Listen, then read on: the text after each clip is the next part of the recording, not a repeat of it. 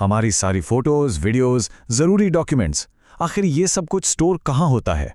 आज के इस विश्लेषण में हम उस टेक्नोलॉजी की दुनिया में चलेंगे जिसने हमारी डिजिटल जिंदगी को सच बनाया है, मैग्नेटिक डिस्क।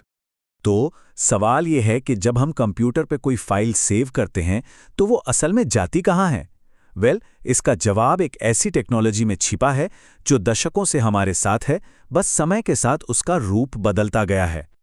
तो चलिए देखते हैं कि आज का हमारा सफर कैसा रहेगा।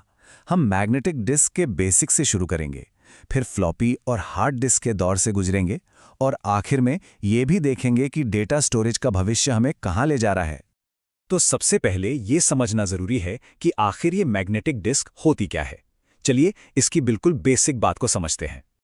अगर बिल्कुल आसान भाषा में कहें तो मैग्नेटिक डिस्क एक तरह की मेमोरी है जो डेटा को स्टोर करने के लिए मैग्नेटिज्म यानी चुंबक की पावर का इस्तेमाल करती है। ये कंप्यूटर की मेन मेमोरी यानी रैम से अलग होती है, इसीलिए इसे सेकेंडरी स्टोरेज कहते हैं।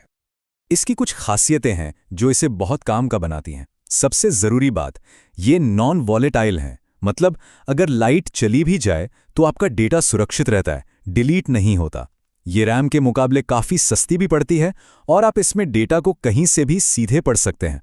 और सोचिए, इस कमाल की टेक्नोलॉजी की शुरुआत 1950s के दशक में IBM ने की थी। चलिए अब जरा टाइम में पीछे चलते हैं और मैग्नेटिक डिस्क के एक बहुत ही जाने पहचाने पुराने रूप से मिलते हैं, फ्लॉपी डिस्क। ये तस्वीर देखकर शायद कई लोगों को अपने स्कूल या कॉलेज के दिन याद आ गए होंगे। 1967 में IBM ने इसे बनाया था और ये सच में पोर्टेबल स्टोरेज की एक क्रांति थी। पहली बार डेटा को एक कंप्यूटर से दूसरे में ले जाना इतना आसान हुआ था। जरा इस नंबर को देखिए, 1.4 मेगाबाइट्स। आज ये मजाक जैसा लगता है ना, शायद एक अच्छी क्वालिटी की फोटो भी इसमें पूरी ना आए, लेकिन उस जमाने में ये बहुत बड़ी बात हुआ करती थी। इसकी पहचान थी इसका प्लास्टिक का लचीला शरीर। ये वजन में हल्की और बहुत पोर्टेबल थी। हाँ, इसे चलाने के लिए एक खास फ्लॉपी डिस्क ड्राइव यानी FDD की जरूरत पड़ती थी। आज तो खैर पेन ड्राइव और क्लाउड के जमाने में ये लगभग गायब ही हो चुकी है। फ्लॉपी के बाद टेक्नोलॉजी ने एक जबरदस्त छलांग लगाई। तो अब बात करते हैं हार्ड डिस्क की, जो आज हमारे लगभग हर कंप्यूटर और लैपटॉप की जान है। जरा देखिए हम कहां से कहां आ गए। एक तरफ वो पतली सी प्लास्टिक की फ्लॉपी और दूसरी तरफ एक मजबूत और हाईटेक हार्ड डिस्क। ये सिर्फ साइज का फर्क नहीं है, ये टेक्नोलॉजी में एक पूरी पीढ़ी का बदलाव है। और अब कैपेसिटी का फर्क देखिए। जहां फ्लॉपी 1.4 मेगाबाइट पर अटक गई थी, वहीं आज की हार्ड डिस्क 1 टेराबाइट या उससे भी ज्यादा डेटा आराम से स्टोर कर लेती है। ये तो लगभग 7 लाख गुना ज्यादा स्टोरेज है। तो साफ है कि हार्ड डिस्क लगभग हर मामले में बेहतर है। ये एल्यूमिनियम जैसी मजबूत चीज से बनी है, इसलिए ज्यादा भरोसेमंद है। इसकी डेटा पढ़ने लिखने की स्पीड बहुत ज्यादा तेज है। हाँ, ये फ्लॉपी जितनी पोर्टेबल नहीं है, लेकिन इसकी जबरदस्त क्षमता और स्पीड के आगे ये कोई बड़ी बात नहीं है।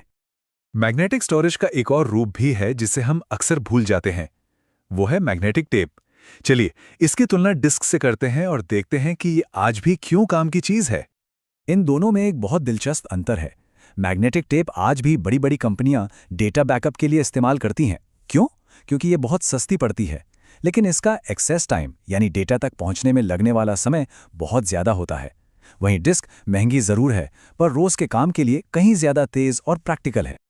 और एक मजेदार बात यह है कि मैग्नेटिक टेप का आविष्कार डिस्क से भी बहुत पहले 1928 में ही हो गया था। ये देखने में और काम करने में काफी हद तक पुराने जमाने के कैसेट टेप जैसा है। और यहीं पर सीक्वेंशियल एक्सेस का कॉन्सेप्ट आता है। मतलब जैसे कैसेट में 10वें गाने को सुनने के लिए आपको पहले 9 गाने फॉरवर्ड करने पड़ते थे, ठीक वैसे ही टेप में होता है। अगर आपको आखिर की कोई फाइल चाहिए तो आपको पूरा टेप शुरू से चलाना होगा, आप सीधे उस पर जंप नहीं कर सकते। इसीलिए ये बैकअप के लिए तो ठीक है, पर रोज के इस्तेमाल के लिए नहीं।